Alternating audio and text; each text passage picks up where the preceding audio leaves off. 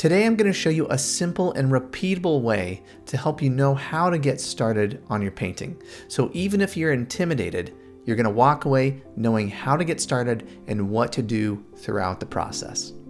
One of the biggest hurdles that we have as painters is simply getting started. It's intimidating to look at a blank piece of paper and to get going with the painting process. I remember when I was getting started painting, I would look at a scene and I would just try to lay down the whole scene in one go. But what I found is, if you can break this down into 3 phases and have a planned approach, you'll have a much higher rate of success.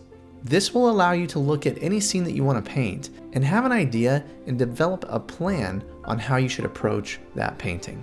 Before we get into the phases though, I want to talk to you about a philosophy that's going to help you understand this.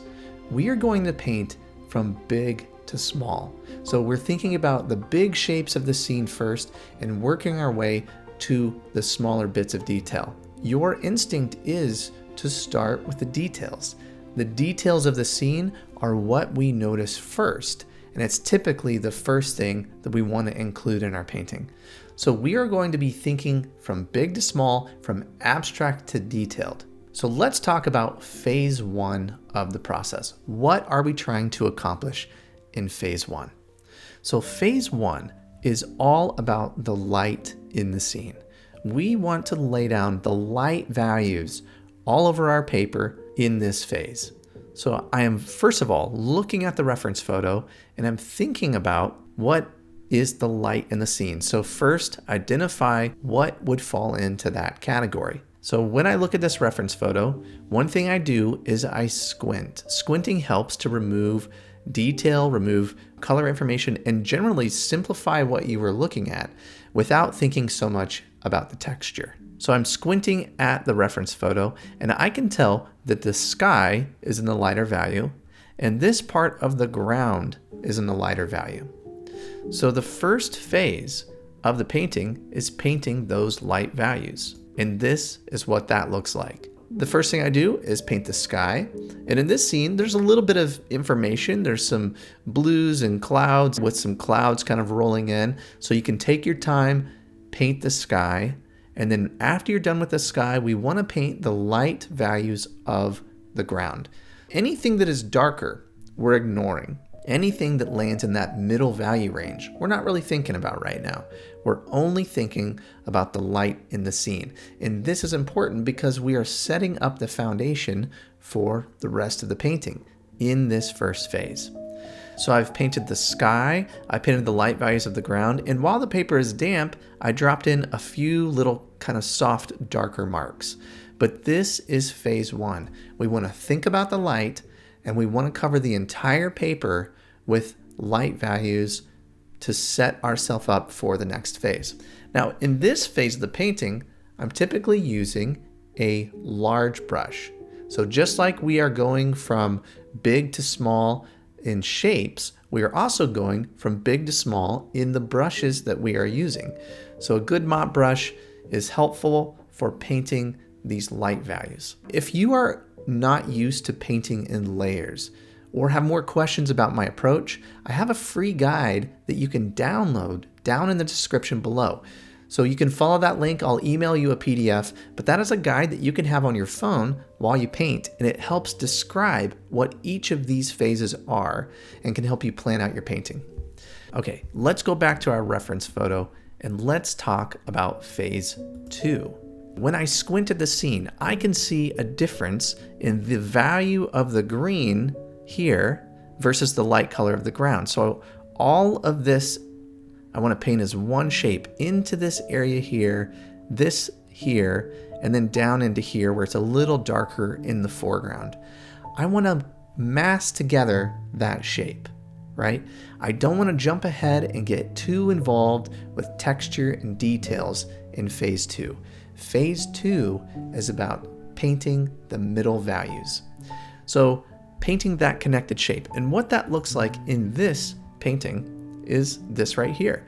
You can see it's a good chance to let colors blend on the paper within this shape, And we're still painting pretty abstractly. You can tell what it is that you're looking at, but I'm not yet getting into the details and all the darks and a lot of information yet. I'm setting myself up for that in the next phase.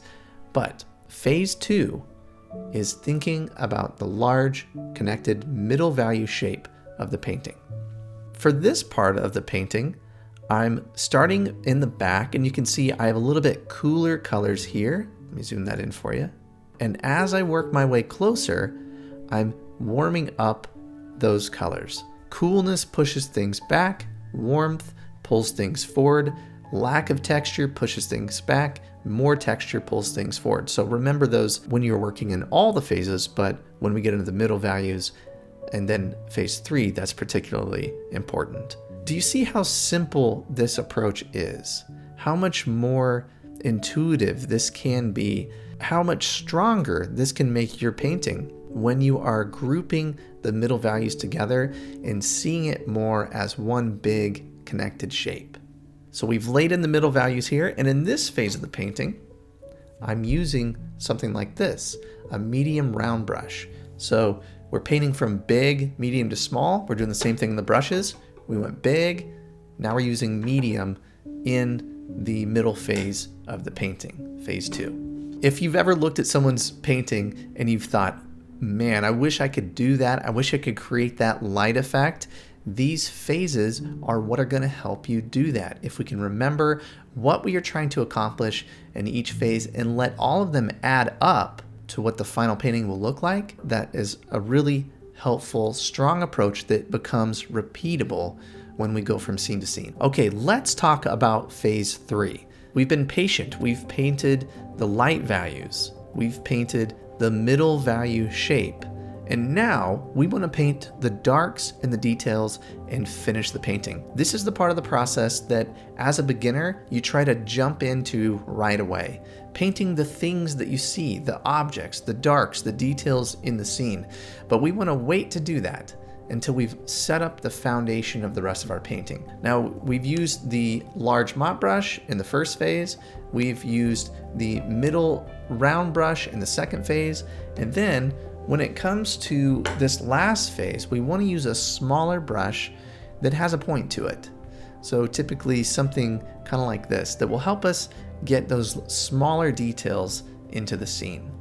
So to wrap this painting up, I added a little bit of dark back here to help bring that area forward. I've added a little bit of dark on these trees, a little bit of more information here, and then I added a little bit more to the foreground. Now you want to add your darks and your details into your scene carefully. It's easy to get carried away in this phase of the painting, but I try to keep things as fresh as possible and add in just enough details into the scene. If you add a lot more, it becomes labored over and overworked. So my advice to you is to take the less is more approach when you are adding the details into your paintings. I hope that learning this process is helpful for you. And now with this, you can have a clear idea of what to paint when you're looking at a scene. By laying in the light values, by laying in the middle value shape, and then by finally adding in your details, you can build compelling paintings with a real feeling of light. If you'd like to know more about my approach to painting, take a look at this.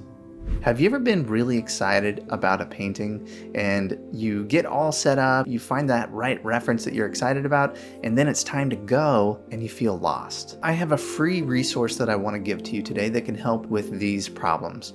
My 5 steps to plan a successful watercolor painting. I walk you through the crucial planning phase of your painting that will help you understand what you're going to paint first, second, and third. The planning is really so important, especially in watercolor. This medium is harder to correct. It's so immediate. So having that plan is very important. I send you a PDF that you can download. And the great thing about this is you can have it on your phone. You could print it out. You can download this right now before you start your next painting. All you have to do is follow this link here and download my 5-step guide to planning a successful watercolor painting.